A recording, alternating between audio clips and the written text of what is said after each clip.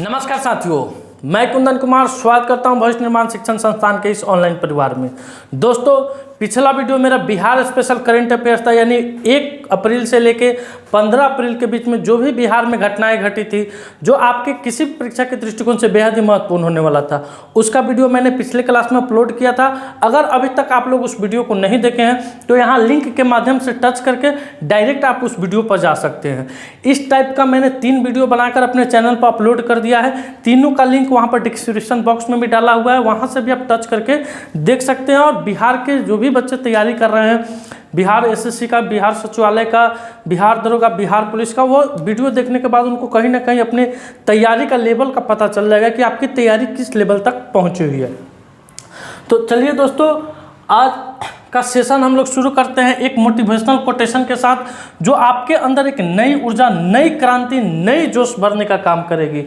शिक्षा की जड़ें कड़वी होती है लेकिन फल उसका बहुत मीठा होता है। दोस्तों, हम लोग बचपन में जब पढ़ने जाते थे स्कूल में, तो पढ़ने जाने से कतराते थे, नहीं जाते थे, कभी छिप जाते थे, कभी पेज फाड़ देते थे। ऐसा लगता था कि बेकार है, पढ़ाई लिखाई के चक्कर में कहाँ पड़ गए। लेकिन धीरे धीरे समय ढलता गया, क्लास बढ़ते गया और शिक्षा का महत्व तो हम लोग को पता चलते गया।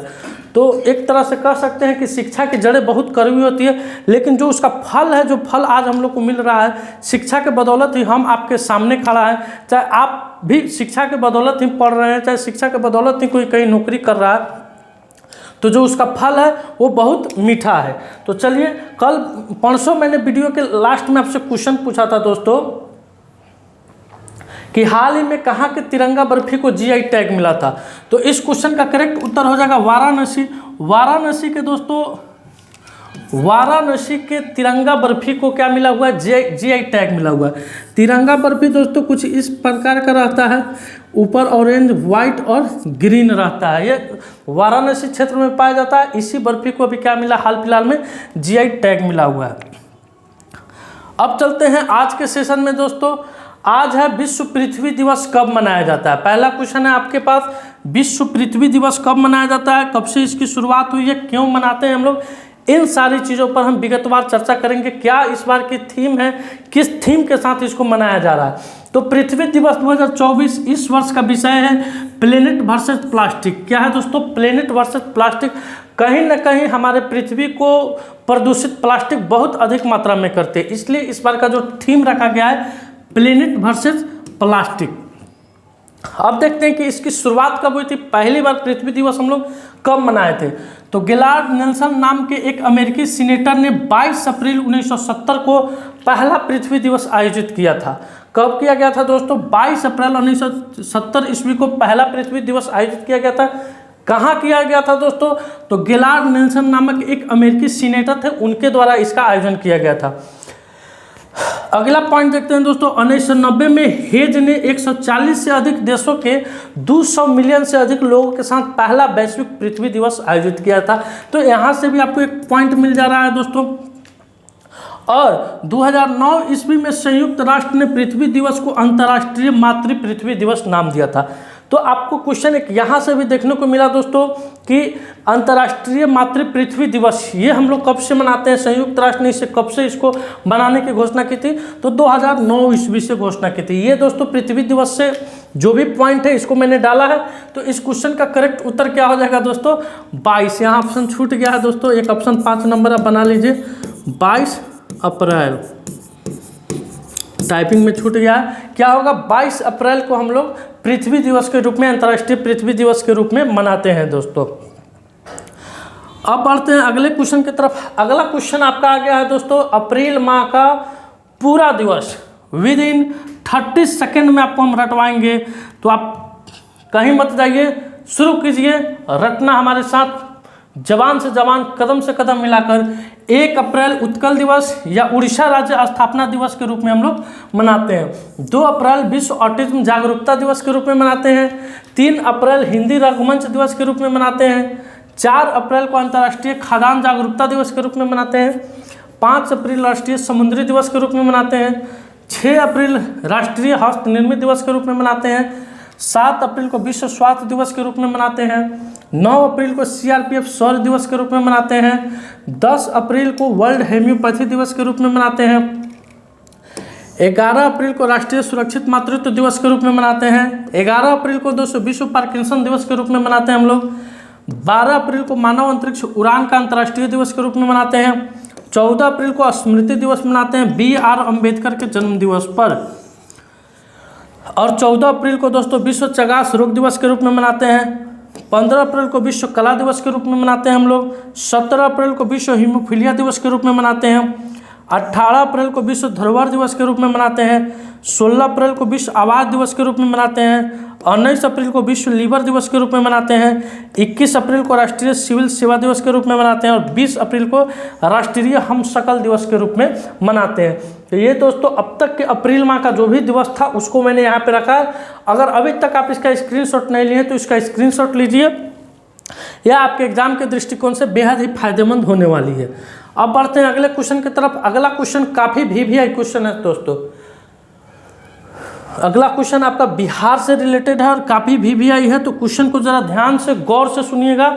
क्या कह रहा है क्वेश्चन? हाल ही में जारी एक रिपोर्ट के अनुसार बिहार का कौन सा जिला पासपोर्ट जारी करने में राज्य में अव्वल रहा है? तो दोस्तों अभी ये डाटा 2023 का है दोस्तों। 2023 के रिपोर्ट के अनुसार इसको जारी किया गया है, इस बात को आप ध्यान में रखिएगा। तो पासपोर्ट इंडेक्स के द्वारा यानी पासपोर्ट विभाग के द्वारा एक डाटा जारी किया गया है जिसमें बिहार का सिवान जिला दोस्तों, कौन? बिहार का सिवान जिला नंबर 1 स्थान पर रहा है। कितने पासपोर्ट के साथ? तो 39,681। कितने पासपोर्ट के साथ दोस्तों? 39,681। यानी 2023 में पूरे सिवान से इतने लोगों को पासपोर्ट जारी किया गया। अब बात करते हैं सेकंड नंबर पर कौन था दोस्तों? तो सेकंड नंबर पर पटना है। पटना में कितना हुआ? तो 34,993। 34,983, माफ कीजिएगा 83 पासपोर्ट जारी किया गया है दोस्तों। और गोपालगंज की बात करते हैं, 3 नंबर पर कौन है? गोपालगंज है आपको। तो गोपालगंज में कितना पासपोर्ट जारी किया गया है? तो 30,733। 30,733 पासपोर्ट को जारी कर दिया गया। अब जानते हैं दोस्तों यहाँ पर एक और क्वेश्चन आ रहा है कि कुल कितना आवेदन हुआ था, यानी पासपोर्ट के लिए पूरे बिहार राज्य से कुल कितना आवेदन हुआ था? तो 3.9 लाख, 3.90 लाख कुल पासपोर्ट का अप्लाई हुआ था दोस्तों। इसमें से कितना पासपोर्ट मिला है? तो इसमें से दोस्तों 3.56 लाख, 3.56 लाख पासपोर्ट जारी किया गया है। क्या किया गया है? जारी किया गया। कितना लोगों ने आवेदन किया था? तो 3.90 लाख लोगों ने आवेदन किया था। ये तो रहा दोस्तों इस क्वेश्चन का आंसर फुल एक्सप्लेनेशन के साथ। अब जरा हम देखते हैं, आप इसका स्क्रीनशॉट लीजिएगा। अब जरा देखते हैं दोस्तों पासपोर्ट संबंधित ही कुछ बात है, उसके बारे में हम लोग देखते हैं। तो दोस्तों हाल फिलहाल में हेनले पासपोर्ट इंडेक्स ने एक सर्वे जारी किया है जिसमें दोस्तों फ्रांस का पासपोर्ट, किस देश का पासपोर्ट? फ्रांस का पासपोर्ट,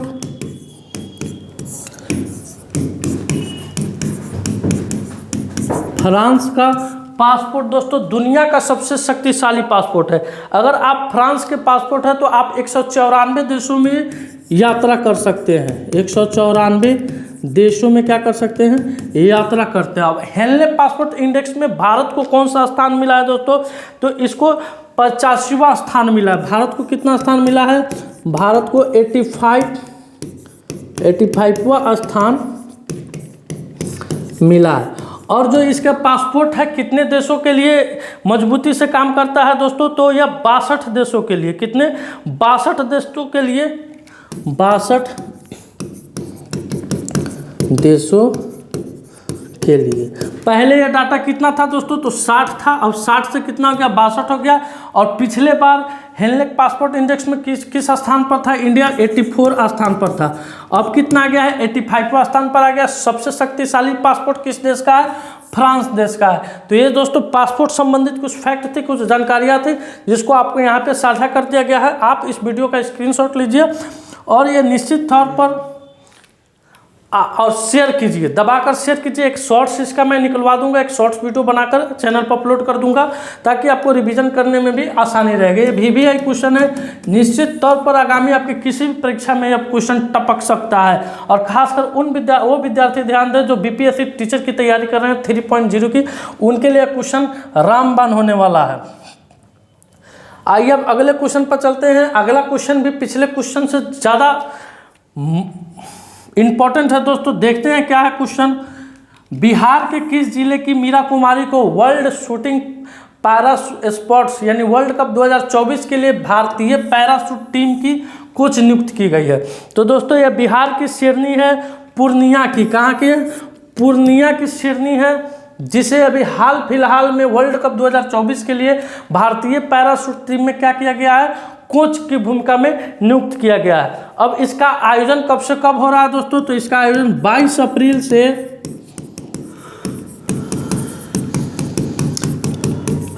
1 मई के बीच में होगा। कब से होगा दोस्तों? 22 अप्रैल से 1 मई के बीच में होगा दक्षिण कोरिया में, चांगीवन दोस्तों। ये कहाँ पड़ता है?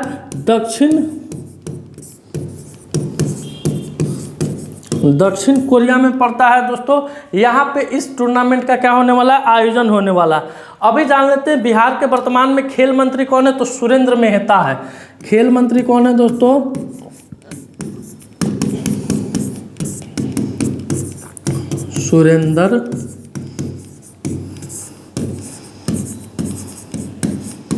सुरेंद्र मेहता है। अभी वर्तमान में खेल मंत्री कौन है? सुरेंद्र मेहता है। और बिहार का जो राजकीय खेल है वो क्या है? कबड्डी है। बिहार का राजकीय खेल क्या है दोस्तों? राजकीय खेल कबड्डी है। आप सभी लोग इस खेल के बारे में भली भांति जानते होंगे। अब बढ़ते हैं अगले क्वेश्चन की तरफ। अगला क्वेश्चन है आपके स्क्रीन पर, हाल ही में किसने अपना नया लोगो लॉन्च किया है दोस्तों? तो आप लोगों ने लोगो देख लिया होगा। लोगो देख के क्वेश्चन का भी पता चल गया होगा कि आंसर क्या होने वाला है। तो दोस्तों डीडी न्यूज, किस न्यूज का? डीडी न्यूज का पहले लोगो ये था दोस्तों। अब डीडी न्यूज का लोगो क्या हो गया? नया वाला लोगो ये हो गया है। अब डीडी न्यूज आप टीवी खोलिएगा, उसमें डीडी न्यूज लगाइएगा तो इस लोगो के साथ नहीं देखेगा, इस भगवा कलर के लोगो के साथ आपको डीडी न्यूज देखने को मिलेगा। तो इस क्वेश्चन का करेक्ट उत्तर क्या हो जाएगा? डीडी न्यूज होगा। यानी डीडी न्यूज ने अपना नया लोगो लॉन्च किया है भगवा कलर का। इस पर विपक्ष कटाक्ष भी किए हैं कि चुनाव से पहले ये भगवा कलर का लोगो लॉन्च किया गया है दोस्तों। खैर विपक्ष का काम है कटाक्ष करना। आइए अब अगले क्वेश्चन पर चलते हैं। अगला क्वेश्चन है दोस्तों, 2024 world press photo of the year का पुरस्कार किसने जीता है? तो सर समझिएगा इस क्वेश्चन को दोस्तों। क्या कह रहा है question?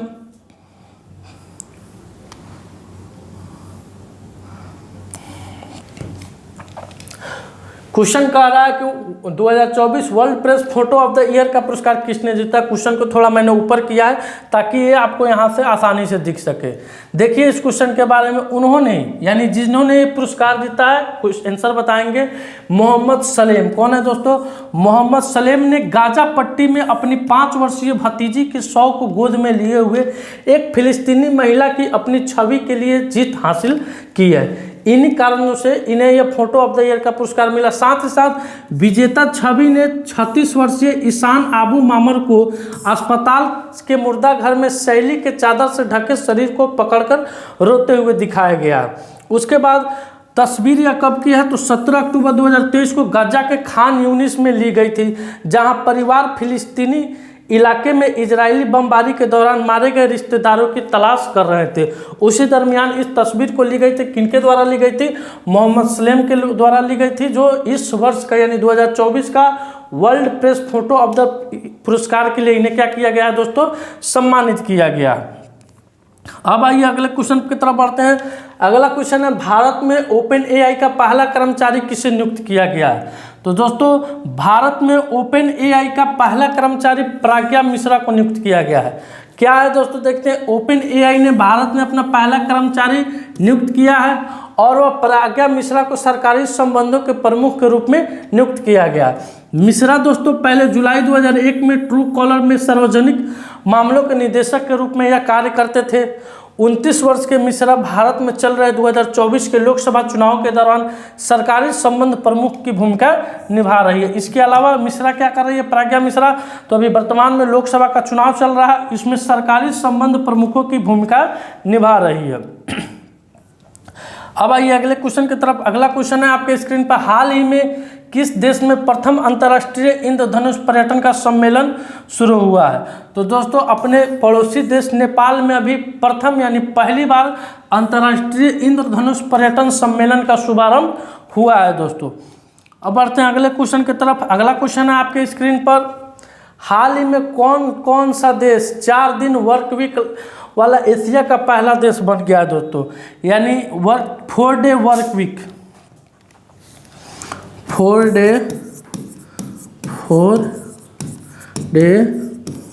Work week, 4 day work week दोस्तों क्या है दोस्तों? यानी सप्ताह में 4 दिन काम। कितना? सप्ताह में 4 दिन काम होगा। कहाँ होगा? तो यह सिंगापुर में होगा। और ऐसा करने वाला यह एशिया का पहला देश बना है। कौन दोस्तों? सिंगापुर बना है। इसलिए यह क्वेश्चन आपके एग्जाम के लिए महत्वपूर्ण है दोस्तों। अब आइए अगले क्वेश्चन की तरफ। अगला क्वेश्चन है आपकी स्क्रीन पर, हाल ही में किसे मैनचेस्टर यूनाइटेड ने तकनीकी निदेशक के रूप में नियुक्त किया है? तो दोस्तों अभी मैनचेस्टर यूनाइटेड ने जेसन विल्किंसन को, किसे दोस्तों? जेसन विल्किंसन को मैनचेस्टर यूनाइटेड ने तकनीकी निदेशक के रूप में क्या किया है? नियुक्त किया है। अब बढ़ते हैं अगले क्वेश्चन की तरफ। अगला क्वेश्चन है आपके स्क्रीन पर, हाल ही में ASI ने आर्यभट्ट पुरस्कार से किसे सम्मानित किया है? तो दोस्तों ASI ने अभी आर्यभट्ट पुरस्कार से राजीव कुमार को कि पावली सुब्बा राव को किसे नियुक्त किया है दोस्तों? तो इसका इस क्वेश्चन का उत्तर हो जाएगा पाउलूरी सुब्बा राव। क्या हो जाएगा दोस्तों? पाउलूरी सुब्बा राव इस क्वेश्चन का करेक्ट उत्तर हो जाएगा। ASI ने आर्यभट्ट पुरस्कार से इन्हें क्या किया? अभी हाल फिलहाल में सम्मानित किया है। अगला क्वेश्चन है आपके स्क्रीन पर, हाल ही में किस राज्य सरकार ने 2024 से 25 में अस्थायी शिक्षा क्रमांक अनिवार्य कर दिया है? तो दोस्तों आंध्र प्रदेश सरकार ने। किस सरकार ने? आंध्र प्रदेश सरकार ने अभी आंध्र प्रदेश में 2024 से 25 के लिए अस्थायी शिक्षा क्रमांक को क्या कर दिया? अनिवार्य कर दिया गया है। अब बिहार ऑप्शन आ रहा है। बिहार में भी शिक्षा विभाग ने 70,000 सरकारी स्कूलों का नाम बदलने की घोषणा की है। प्लस मिशन दक्ष शुरू हो रहा है। कहाँ पर दोस्तों? बिहार में ही हो रहा है। और ये कहाँ हुआ है? 2024 से 25 के लिए अस्थायी शिक्षा क्रमांक आंध्र प्रदेश में हुआ है। अब देखते हैं दोस्तों, आज का सवाल है, हाल ही में भारत किस देश को ब्रह्मोस मिसाइल की पहली खेप दिया है? तो इस क्वेश्चन का उत्तर आपको कमेंट सेक्शन में देना है दोस्तों। अब चलते चलते एक क्वेश्चन आपको बताते हैं दोस्तों, थोड़ा ध्यान दीजिएगा, गौर कीजिएगा इस क्वेश्चन पर। ये है दोस्तों ग्रेट निकोबार की सोम्पेन जनजाति, जो इस बार 2024 के लोकसभा चुनाव में क्या हुआ है? पहली बार वोट दिया है। यानी मतदान में पहली बार वोट दिया है। ग्रेट निकोबार की सोम्पेन जनजाति ने पहली बार मतदान में भाग लिया है। अब जानते हैं इस जनजाति के बारे में। सोम्पेन विशेष रूप से कमजोर जनजातियों का समूहों में से एक है दोस्तों। ग्रेट निकोबार के घने उष्णकटिबंधीय वर्षा वनों में यह रहते हैं। मांगोलाइट समूह से संबंधित है यह। और जनगणना 2011 के अनुसार सोम्पेन की अनुमानित जनसंख्या कितनी है? महज 229 है दोस्तों। कब की जनगणना के अनुसार? तो 2011 की जनगणना के अनुसार। वे शिकारी और संग्रह करता है। क्या है दोस्तों? वे खासकर उनका मुख्य पेशा क्या है? शिकारी और संग्रह करता है। जंगली सुअर, अजगर, मॉनिटर छिपकली, मगरमच्छ को निशाना बनाते हैं और अर्ध खानाबदोश की जीवन वो लोग जीते हैं दोस्तों। तो ये अब की बार 2024 के चुनाव में इन्होंने भाग लिया है, मतदान में क्या लिया है? भाग लिया है। बहुत खुशी की बात है कि आज हमारा एक अति पिछड़ा समाज, जिसकी कुल जनसंख्या दोस्तों 229 है, वो मतदान में हिस्सा ले रहा है। एक सुदूर क्षेत्र, एक सुदूर इलाके ग्रेट निकोबार समूह के हैं, जो शिकारी, उनका आज भी दुनिया कहाँ पहुँच गया, वे आज भी शिकार पर ही डिपेंड करते हैं। अर्धनंगन अवस्था में वह रहते हैं। वे इस मतदान में हिस्सा लिए हैं। तो ये वीडियो खासकर उन लोगों के लिए भी बेहद ज़रूरी है जो पढ़े लिखे युवा हैं, पढ़े लिखे लोग हैं और मतदान में भाग नहीं लेते हैं। कहते हैं कि वोट देने से क्या फ़ायदा होगा। अरे क्या घाटा होगा, क्या फ़ायदा होगा तो समय बताएगा, लेकिन जो आपका मूल अधिकार है वोट देना, उससे तो आप वंचित हो जाइएगा। तो आप लोग भी, आगामी चुनाव होने वाला है हमारे ज़िला में 25 मई को, उसमें बढ़ चढ़ कर हिस्सा लीजिए, मतदान कीजिए, इनसे सीखिए कुछ कि सोमपेन जनजाति समाज के सबसे निम्न स्तर पर आते हैं। महज इनकी जनसंख्या 229 है और इन्होंने 2024 के लोकसभा चुनाव में क्या लिया है, हिस्सा लिया है। तो दोस्तों आज का सेशन मेरा यहीं समाप्त होता है। अगर यह वीडियो आपको हेल्पफुल लगे, अच्छा लगे तो वीडियो को लाइक कीजिएगा, ज़रूर शेयर कीजिएगा दबाकर। अगर चैनल पर नए हैं, चैनल को अभी तक आप सब्सक्राइब नहीं किए हैं तो चैनल को सब्सक्राइब कीजिएगा।